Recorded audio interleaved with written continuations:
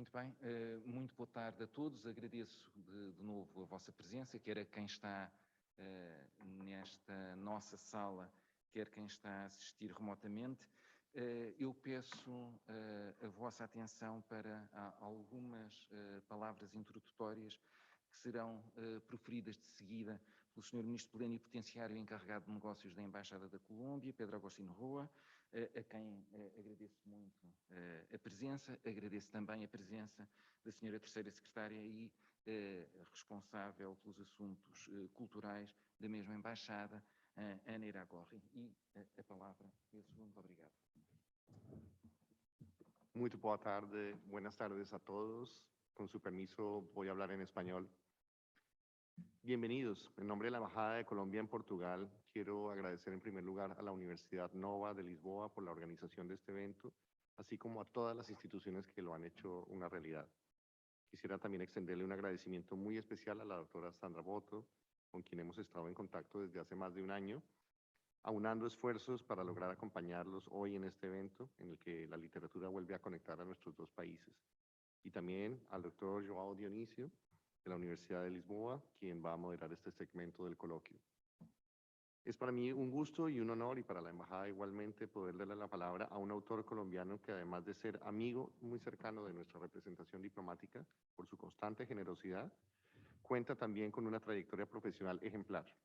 Jerónimo Pizarro es profesor de la Universidad de los Andes en Bogotá, Colombia, es doctor en literatura hispánica y lingüística portuguesa de la Universidad de Harvard, y además dirige la Cátedra de Estudios Portugueses en el Instituto Camões en Colombia.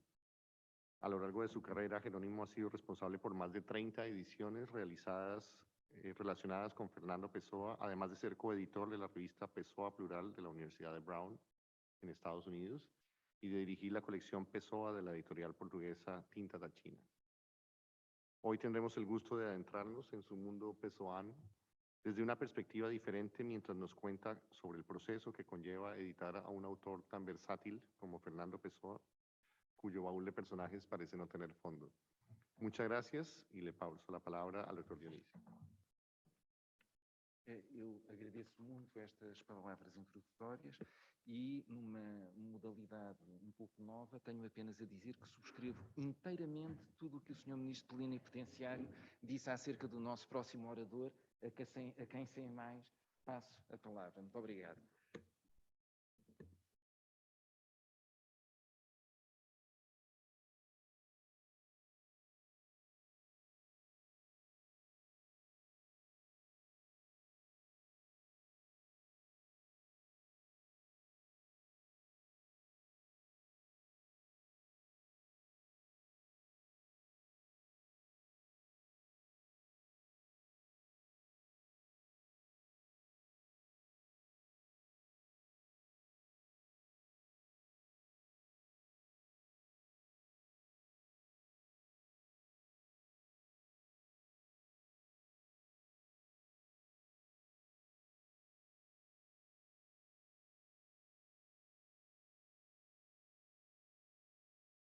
Peço desculpa, podemos ter a ajuda da Regi para a ligação?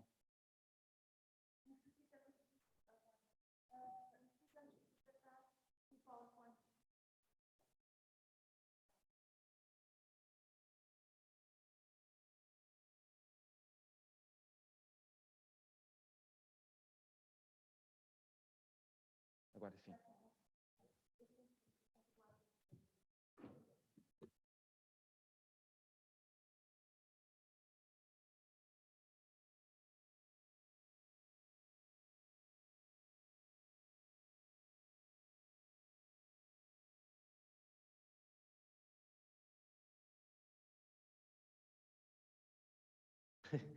O que eu mais pedi foi o João Dionísio para poder estar na própria mesa, e o título é uma referência a um texto de João Dionísio. Eu mudei o título, entretanto, e mudei o título a ler o último livro que publicou, Doença Bibliográfica, que, entre outros textos, há uma recensão antiga, um livro que eu tinha escrito. Pessoa e o relativo como editar. E eu vou tentar manter, o João Dionísio diz que eu tenho um tom de conversa, mais informal, e então vou tentar fugir ao que está escrito, que fica já para mais tarde ser publicado. E parece que ainda... bom, já está. E, portanto, em Doença Bibliográfica, a partir de um texto que já tinha sido publicado na Colóquio Letras, João Dinicio diz, e é mais ou menos o que já foi dito ao longo do dia por diferentes pessoas de diferentes formas, que talvez não estamos tanto para discutir por quê ou para quê, muito mais para discutir como. E diz: a questão reside, parece-me, não nos absolutos editar, não editar, mas no relativo como editar. Eu não queria ficar sozinho a responder essa pergunta, é uma pergunta coletiva e é uma pergunta na qual temos estado, tanto João Dionísio como muitas outras pessoas, e eu, a tentar dar uma resposta. No início, e até porque no início eu comecei a escrever esta comunicação a pensar na questão do clássico, mas não quero ficar aí.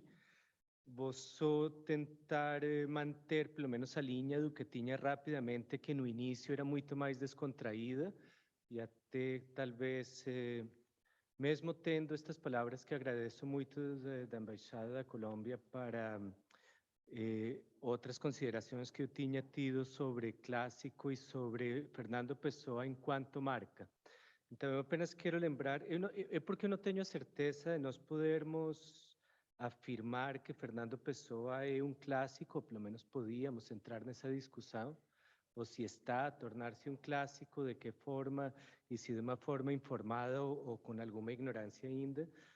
Mas lembro-me pelo menos de ter querido discutir no princípio e de uma forma simplesmente cordial a forma em que está Fernando Pessoa não tanto a ser publicado, pelo menos não publicado a partir de livros desconhecidos, mas republicado a partir de poucos livros, e o que está a crescer imensamente, pelo menos para uma pessoa que não conhecia este merchandising há certo tempo, Fernando Pessoa enquanto marca, quer da livraria mais antiga da Bertrand e dos tais sabonetes que já poderão ter encontrado, quer simplesmente em redes sociais, e há partes que no início vou ler em espanhol, diz: en Lisboa uno se encuentra heterónimos de Fernando Pessoa hasta en el arroz con leche.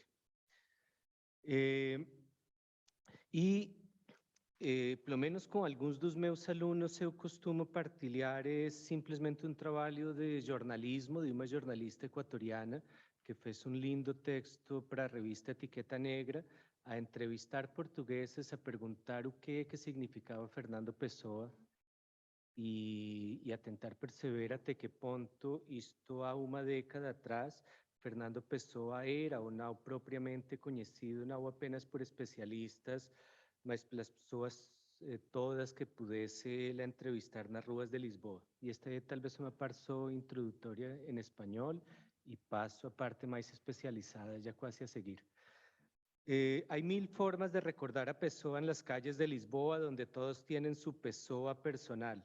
La persona Pessoa no es para los lisboetas un don nadie. Rosa Monteiro, bordadora de manteles, dice: era un místico, consultaba el horóscopo para tomar decisiones. Emanuel Cordeiro, médico general, en el Martiño de Arcada, un restaurante de más de 200 años, a Pessoa todavía le tienen reservada una mesa. No solo eso, le tienen la lista una taza vacía. Solo faltaron los lentes y en esta ciudad las ópticas sobran.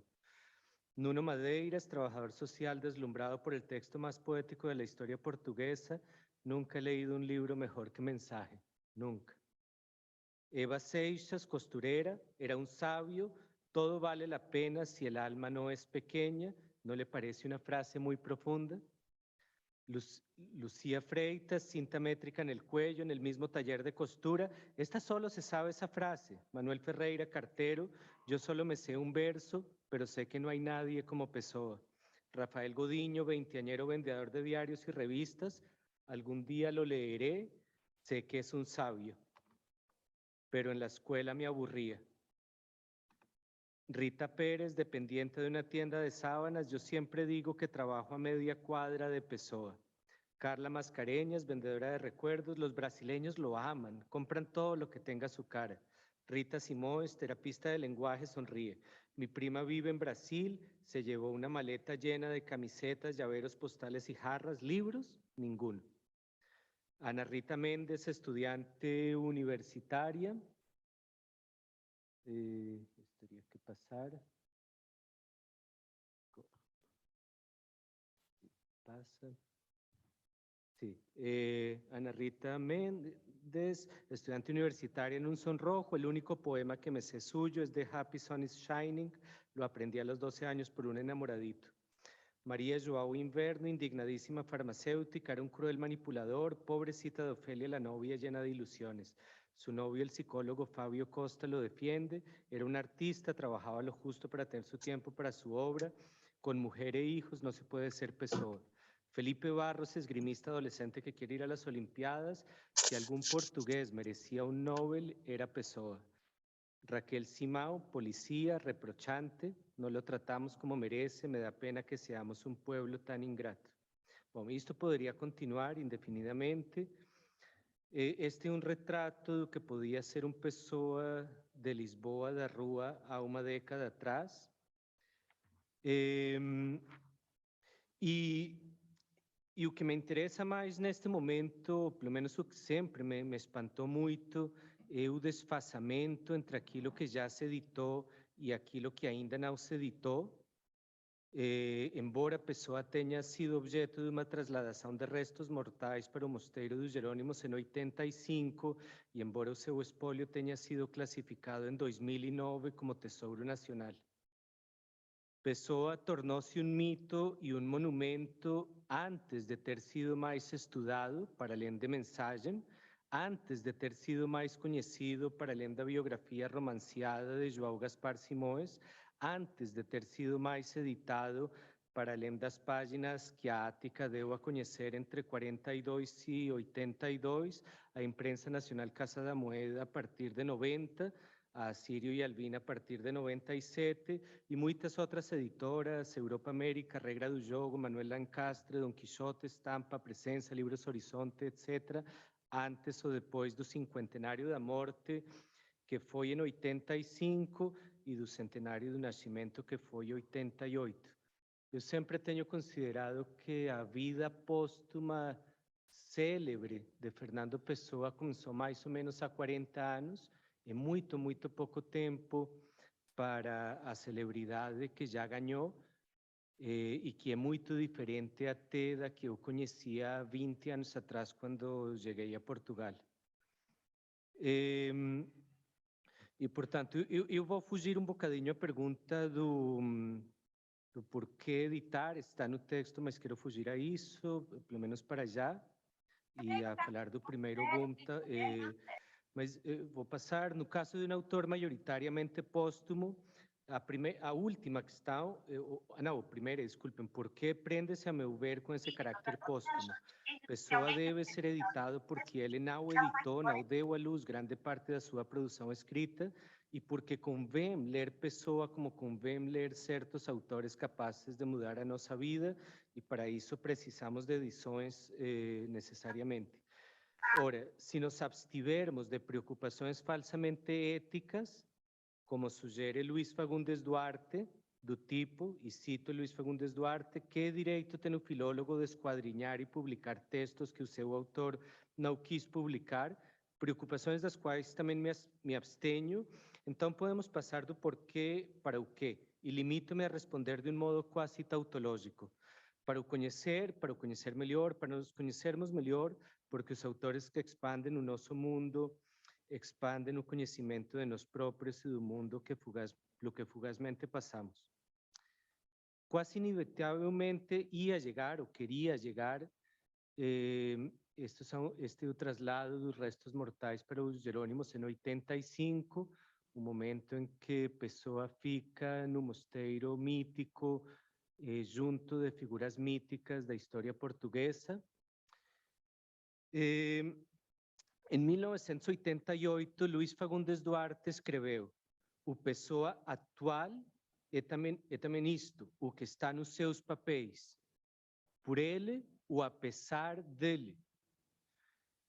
Ivo Castro limitou-se a escrever mais tarde, em Editar Pessoa, numa frase muito conhecida: Pessoa existe nos seus papéis. Por um lado, já a partir de 88, como editar Pessoa era uma questão que passava por um regresso, por voltar aos seus papéis, por regressar às fontes. Um certo Pessoa estava publicado na então denominada Vulgata, o Pessoa da Ática, mas essa Vulgata devia ser revista por filólogos interessados pela crítica genética francesa e outras disciplinas, porque o cenário parecia apocalíptico. E do livro recente de Luís Fagundes Duarte, de um artigo escrito em 88, eu gostaria de ler estas palavras que eu considero, no mínimo, apocalípticas. E em 1988, Luís Fagundes Duarte, às portas do início da edição crítica de Fernando Pessoa pela Imprensa Nacional Casa da Moeda. Após a sua morte, uma pleiade não diferenciada de investigadores bem intencionados, mas mal avisados, invadiu-lhe a arca e foi o que se vê: papéis atrelados à força, envelopes esventrados, livros de fragmentos dados à estampa com uma organização que tanto pode ser correta como disparatada, como assim e assim, poemas atribuídos a um heterônimo, mas que poderiam muito bem ser atribuídos a outro ou a nenhum, decisões incongruentes e inconsequentes no afã de apresentar como acabados textos meramente virtuais ou atenau textos, clamorosos erros de leitura, textos dados como completos, mas que a realidade faltam passagens que, por serem de difícil leitura, os editores acharam por bem eliminar sem disso darem qualquer notícia ou justificação, textos baralhados, por terem os respectivos papéis sido erradamente numerados a quando da sua catalogação, simplificações e regularizações abusivas da ortografia original, sem se procurar distinguir quando a adopção de uma dada ortografia se devia a uma decisão poética ou mesmo técnica do autor, ou então uma mera aceitação de uma das duas reformas ortográficas postas em vigor durante a vida de Fernando Pessoa. De certa forma, este parágrafo responde a algumas questões prévias: por quê, para quê. O interessante é que sugere algumas respostas antes da Imprensa Nacional Casa de Moeda ter publicado o primeiro e muito polêmico primeiro volume da edição crítica, os poemas de Álvaro de Campos, de 90. Editores como Cleonís Berardinelli, que em 92 publicou um novo Álvaro de Campos, Luís Fagundes Duarte, Ivo Castro, João Dionísio, Luís Prista e outros, têm, no campo da filologia, procurado responder através das suas edições e através de alguns textos críticos a essas grandes perguntas referentes a por quê, para quê e como editar Pessoa. Sem querer resumir o que o próprio leitor de edições e editores anteriores tenho escrito a este respeito, procurarei neste espaço lembrar algumas discussões e discutir a questão de como editar Pessoa. Eu sou da escola de João Dionísio, isto é, de uma escola que permitiu criar um mestrado em crítica textual e no âmbito do qual leccionei um seminário de pesquisa e crítica de fontes. Acredito plenamente no regresso às fontes defendido no caso de Pessoa por volta de 1988, sendo que essas fontes podem ser os documentos autógrafos onde o escritor português está por ele, ou as edições desses autógrafos onde está por vezes a pesar dele, ou melhor, através da mediação alheia. Há um documento muito citado e referido por Luís Fagundes Duarte, que eu comecei a incluir ultimamente em aulas e apresentações, no qual fica em evidência a dimensão coletiva de editar Pessoa, a impossibilidade de considerar uma edição definitiva e a necessidade de compreender que a interpretação começa já com a edição e não mais tarde. Vou passar, tenho algumas referências a este livro que neste momento vou passar por elas, mas esta frase para mim foi sempre muito importante para a Pessoa, para autores modernistas e para autores no geral, o que em inglês, em poucas palavras, pode ser dito by editing as interpretation, e como o editor é já dos momentos mais importantes da interpretação de texto, até porque pode ser o primeiro, o leitor, ou pelo menos o leitor, que determina a nossa leitura. O documento que Luis Fagundes Duarte costuma apresentar é este, de Ricardo Reis. Há uma ode escrita, riscada na parte alta, na metade inferior escrita novamente com algumas variantes.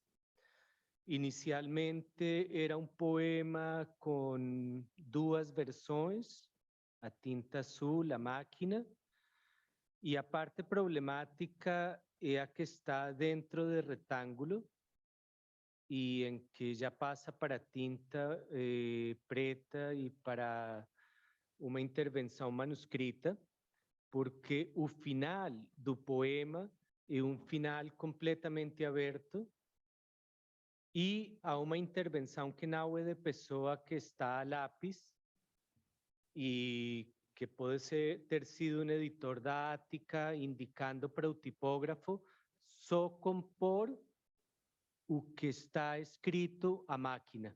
E, portanto, para o editor da Ática, de Ricardo Reis, era para esquecer o que estivesse manuscrito.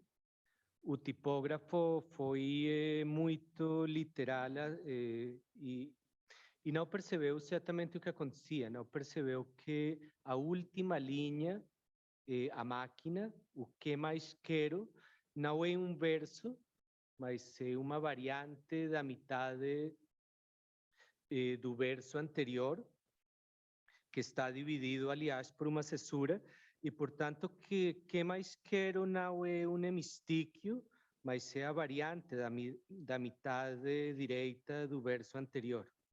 E, portanto, o poema podia ter fechado com cerro, olhos, dois pontos, é bastante ponto, ou cerro, olhos, dois pontos, que mais quero, e passar de uma afirmação para uma interrogação.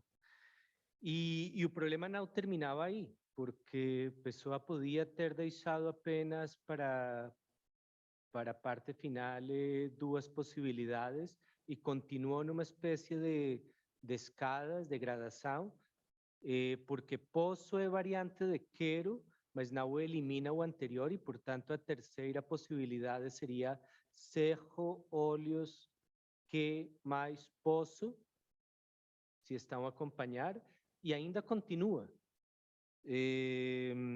Cerro os olhos e sonho, ou cerro os olhos e aprazo-me, ou cerro olhos, dois pontos, não pergunto, ou então ainda, e ao prazer me resigno, ou então ainda, e a te crer me resigno.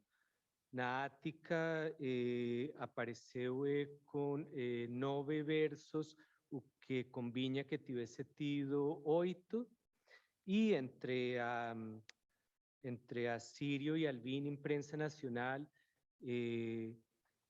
Luis Fagundes Duarte editou a partir da última variante, e a te crer me resigno. Na Sírio continua a ser a partir da primeira, cerro, olhos, dois pontos, é bastante. Talvez um determinado editor possa argumentar que de Ricardo Reis apenas deviam ser publicadas as odes que Fernando Pessoa deu a conhecer em vida, esquecendo aquelas que ficaram nas arcas ou remetendo as odes não fechadas para uma secção de anexos ou afins. Essa é mais ou menos a postura do Luis Fagundes Duarte. Mas aqui teríamos que discutir o que entendemos por fechamento e como publicar um autor como pessoa que talvez nunca estará editorialmente fechado, orientados pelo paradigma um tanto limitante, a meu ver, do fechamento, esse que levou a publicar as obras de Antônio Lobo Antunes em edição Varietur, esse que dificulta editar o aberto, o inacabado, o fragmentário. E quero passar para outro caso. O primeiro caso que eu queria te discutir com o João Dionísio é este. O segundo ainda é Ricardo Reis. Este é um poema de Ricardo Reis muito conhecido, publicado na revista Atena em 24, E reparem que há apenas uma pequena emenda, ponho na altiva, que passaria para ponho na activa. Em princípio, a versão que conhecemos e que conhecem todos, todas, ponho na altiva. Ponho na altiva é o que está nos livros todos, publicados em Portugal e no Brasil. E esta possibilidade de leitura diferente de um poema ricardiano publicado na revista Atena foi conhecida apenas pela digitalização da biblioteca particular e quando um crítico e jornalista de Málaga, malagueño, José Antônio Montano, indicou na sua página, eu já consultei os livros todos que havia em Portugal e nenhum dos livros de Ricardo Reis, e ainda hoje, nenhum dos livros de Ricardo Reis, nem sequer a edição revista de Luiz Fagundes Duarte de 2015, alterou o altiva para activa.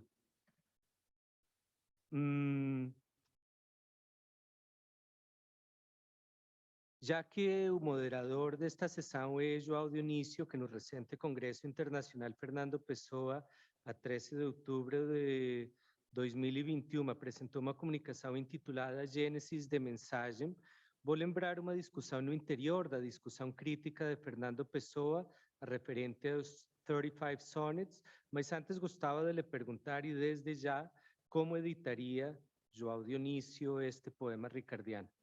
Ao final, há casos em que existem alternativas ao texto manuscrito, dactilografado ou impresso, mas há outros casos em que figuram cancelamentos. Lembro-me da pergunta do João Dionísio quando apresentou um cancelamento do poema de mensagem. Isto foi o mês passado. Mensagem Dom Sebastião, rei de Portugal, no exemplar de mensagem que está na Casa Fernando Pessoa, é um cancelamento para permitir uma paridade silábica, e a pergunta que se fez o João Dionísio foi: estas correções evidentes constituem uma instrução para edições futuras ou um acto privado sem consequências públicas intencionadas? Entendo que esta pergunta acompanha João Dionísio há mais de 2 décadas, enquanto Ivo Castro escreveu em Editar Pessoa o seguinte: a partir de um pressuposto que cada vez mais se confirma,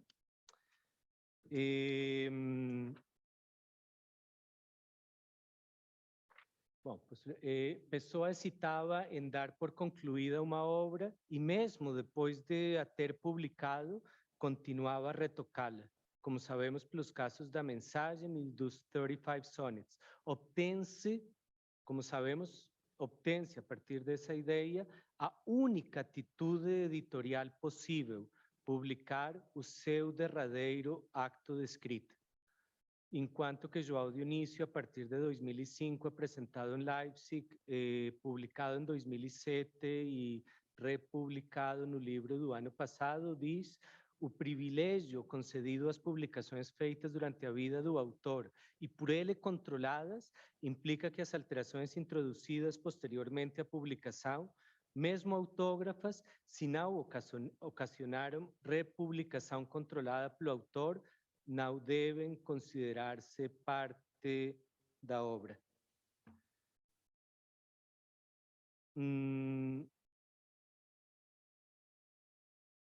Isto implica, a meu ver, que altiva talvez deve continuar, não sei, a ser altiva, activa, não sei qual das duas. Isto implica que João Dionísio gostava, parece-me, de regressar, se for reeditar os 35 Sonnets, talvez abandonaria a tal atitude editorial única postulada por Ivo Castro. E, portanto, que talvez um editor de um livro pode editar o mesmo livro de 2 formas, discordar de si próprio ou do grupo de trabalho em que estava, e que dentro do mesmo grupo de trabalho nós podemos ter diferentes posições editoriais. Mas deixem-me alargar o debate. Salvo erro, João Dionísio concordaria com Luís Fagundes Duarte e fecharia o primeiro poema ricardiano. Parece-me que concordaria com manter a última versão e, portanto, pelo menos o Ricardo Reis, não sei, editado talvez pelo João Dionísio, seria, o último verso seria "e a te crer me resigno". Salvo erro, João Dionísio hesitaria em concordar com Luís Fagundes Duarte no caso de Dom Sebastião. Não sei,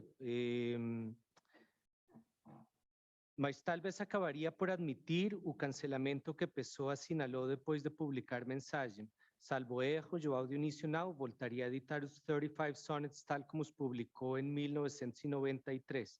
Isto significa que a forma de editar Pessoa, o como, está longe de ser consensual ou estática e não apenas entre grupos de trabalho diferentes, mas mesmo no interior de um mesmo grupo. E ainda quero levantar uma outra questão, confesso que me irrita um pouco. E, bom, digamos, a situação dos 35 Sonnets, algumas das alterações autógrafas em 2 exemplares diferentes, e este é o tipo de intervenção que Fernando Pessoa fez nos 35 Sonnets, que poderia ser ou não considerado por um editor desse livro de Pessoa. E depois uma última questão, já para passar muito mais para uma conversa aberta com o João Dionísio e com o público. Reparem a forma em que Fernando Pessoa escreve ritmo.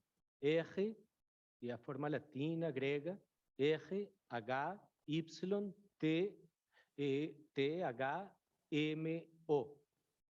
A forma antiga com a grafia antiga.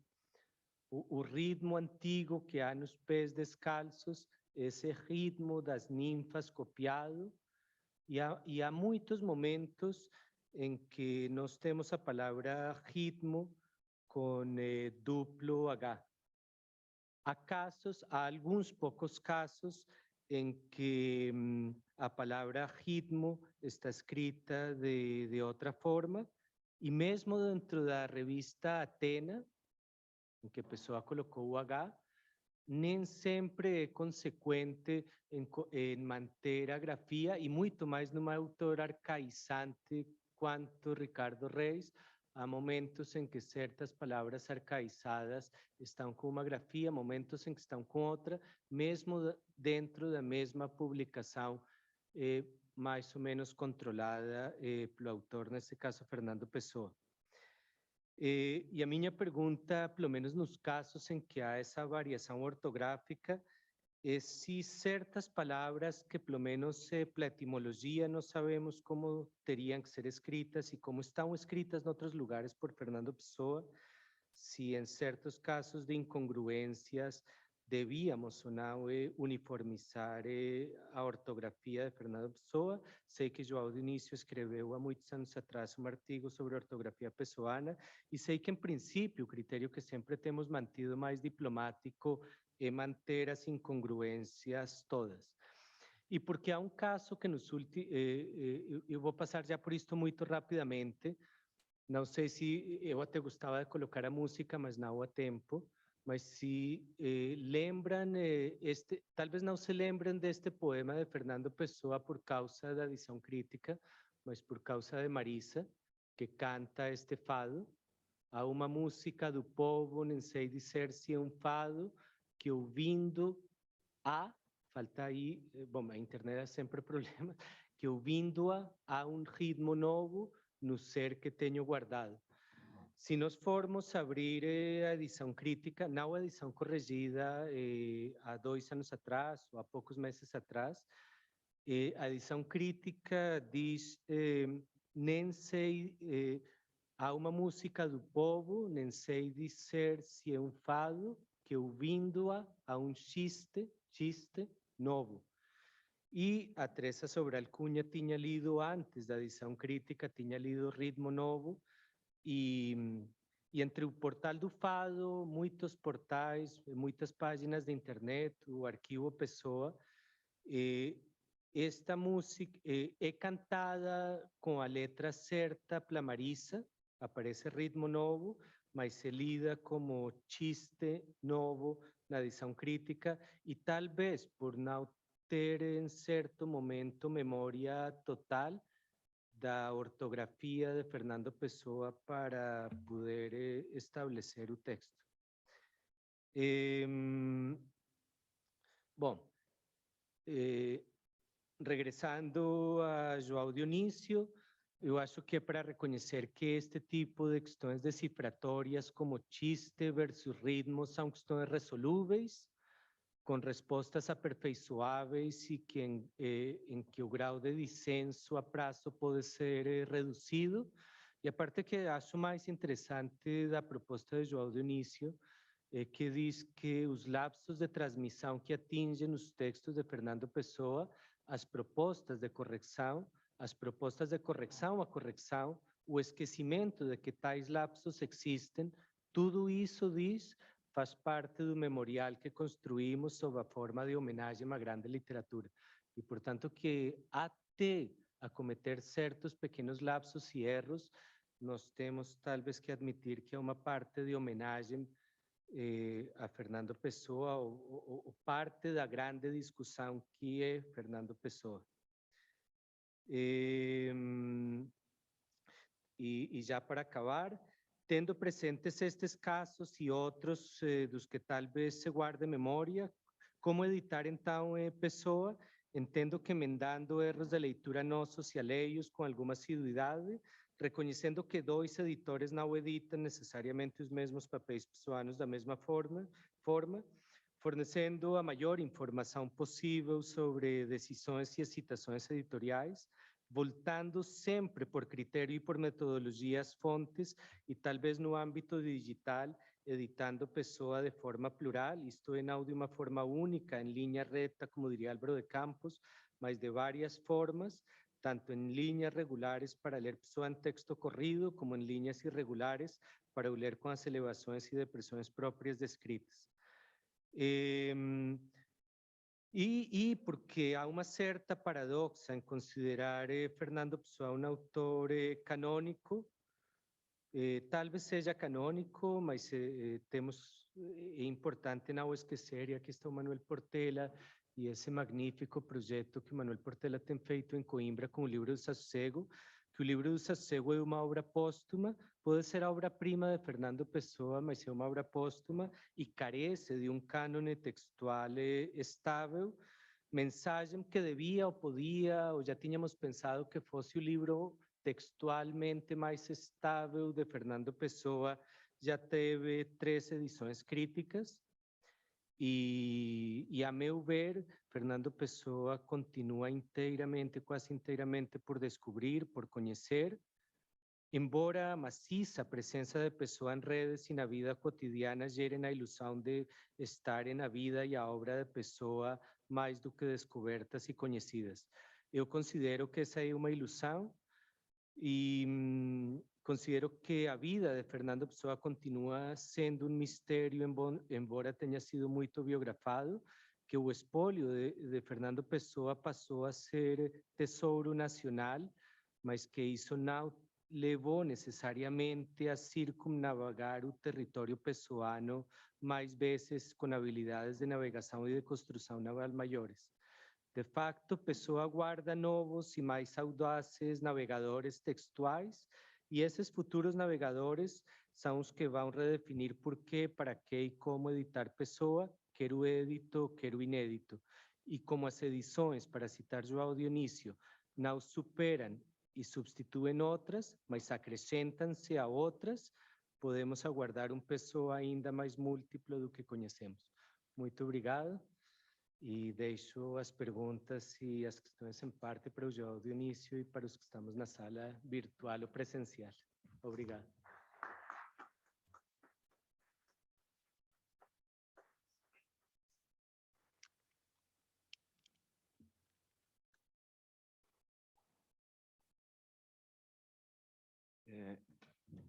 Eu agradeço muito a comunicação do Jerónimo Pizarro e desta vez, em relação a este momento das minhas tarefas de moderação, não posso ter a ajuda que tive no início da intervenção dele.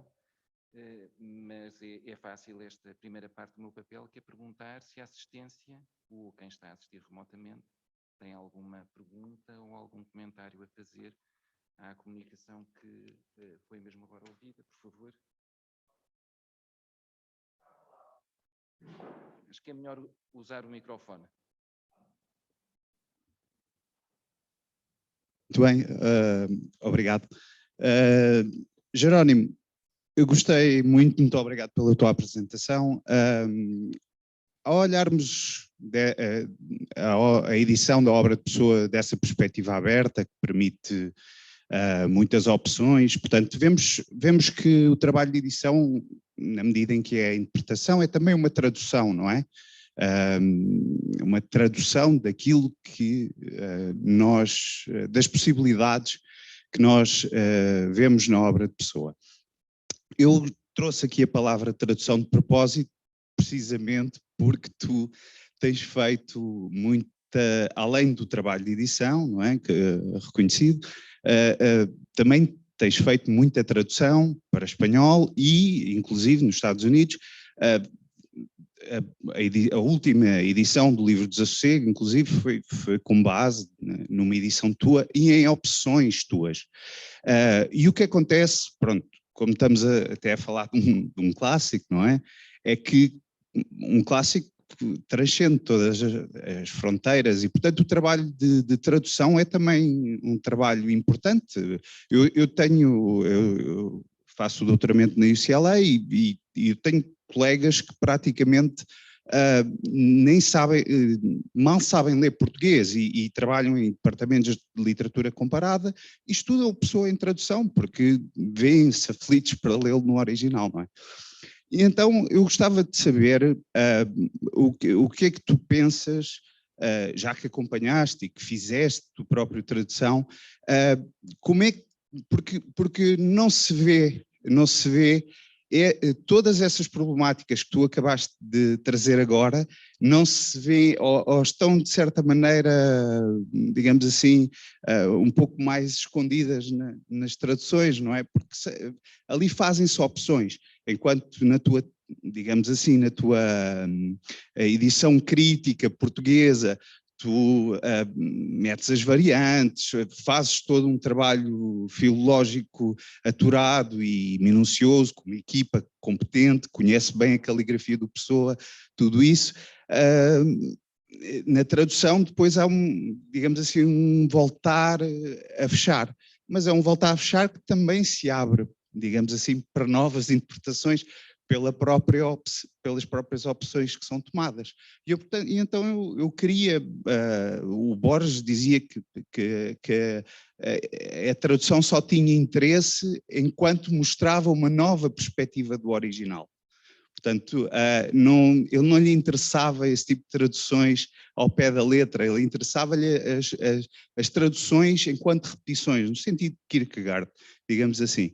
Portanto, eu queria também, se pudesses fazer algum tipo de comentário que trouxe, porque a tradução é uma coisa muito importante para os clássicos, não é? E o Pessoa é um grande clássico e é estudado em todo o mundo, e então agradecia algum comentário a isto. Obrigado, vou ser muito breve. O que eu sinto enquanto tradutor é que considerar as variantes ajuda muitíssimo ao tradutor, que conhecer a gênese do texto ajuda a ter a mente muito mais aberta para uma tradução muito mais completa. Eu, enquanto tradutor, só posso agradecer uma edição crítica com um aparato gigantesco e conhecer as variantes todas da tradução. E depois as surpresas, quer dizer, há questões que são comerciais, mas agora a editora da Venezuela, Vidanco, acaba de publicar uma edição crítica bilingue do livro do Desassossego em espanhol. E é uma loucura editorial e cometida na Venezuela, mas há poucas semanas atrás foi publicada a edição crítica publicada pela Imprensa Nacional Casa de Moeda, na Venezuela, em edição bilingue, com aparato, num livro, num calhamaço de mais de 1000 páginas.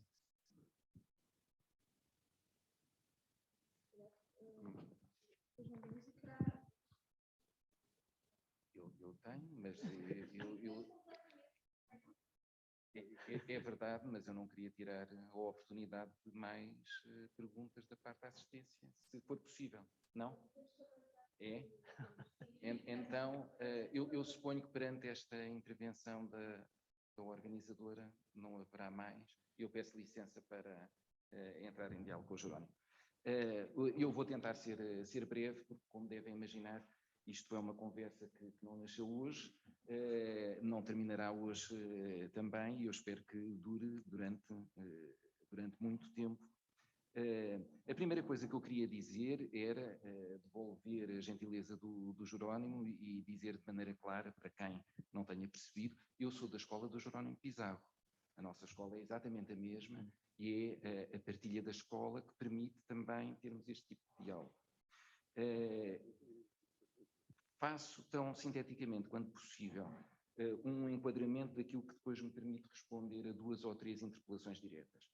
A primeira coisa, à semelhança daquilo que o Jerónimo esteve a sugerir, eu acho que há 2 grandes questões em relação, não apenas à edição de Pessoa, mas em relação à edição de qualquer autor, nomeadamente autores clássicos. Há questões de decifração e há questões de doutrina. E em relação às questões de decifração, aquilo a que temos assistido desde a publicação da Vulgata na Ática nos anos 40 é, com maior ou menor rapidez, muito por força da democratização de acesso ao texto e às fontes em que o texto se baseia, número cada vez maior, mais sólido, mais profissional, de bons decifradores. E, portanto, ao longo dos tempos, tem-se assistido a uma afinação que nunca atingirá o ponto perfeito, eu acho, porque há uma zona que ainda permite alguma discussão, mas a situação em que nós estamos hoje é uma situação de uma segurança e fiabilidade muito maior do que aquela que se encontrava há 15 anos. Carlos Pitela chama de transcrições indecidíveis. Há 30 anos ou há 40 anos. Há depois a parte doutrinal, e em relação à parte doutrinal, aquilo que eu acho, sobretudo em relação ao caso de textos clássicos, é que, o texto clássico é aquele que, mais do que permitir, convida a que haja mais do que uma abordagem editorial do ponto de vista doutrinal, e, portanto, por excelência, Pessoa convida a que haja essa pluralidade de abordagens. Essas abordagens, parece-me, podem dividir-se em 2 grandes grupos.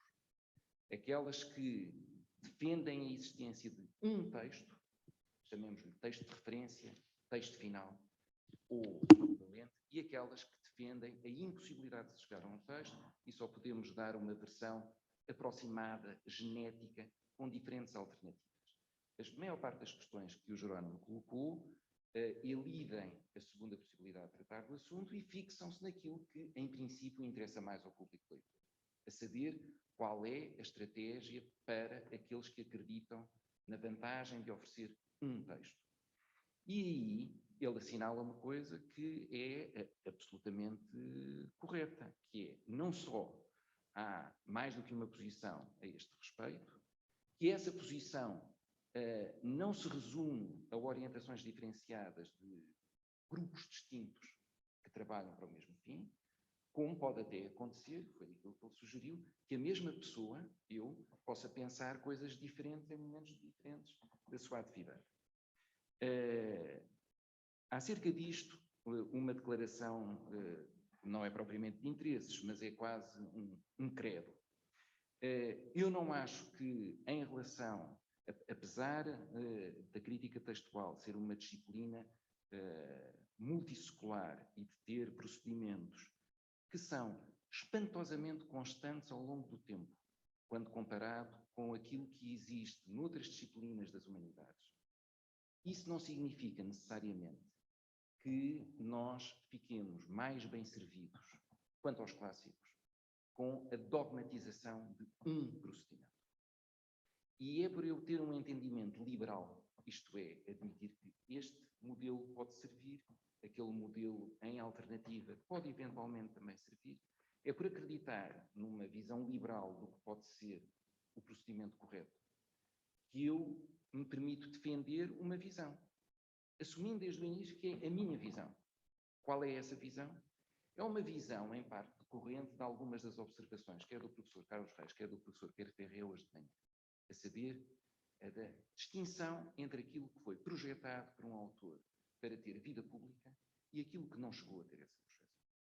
E, nesse sentido, o que está em causa não é, obviamente, deixar de editar, mas adotar procedimentos diferenciados, mais conservadores para aquilo que ele não projetou publicar e mais normalizadores para aquilo que ele projetou publicar.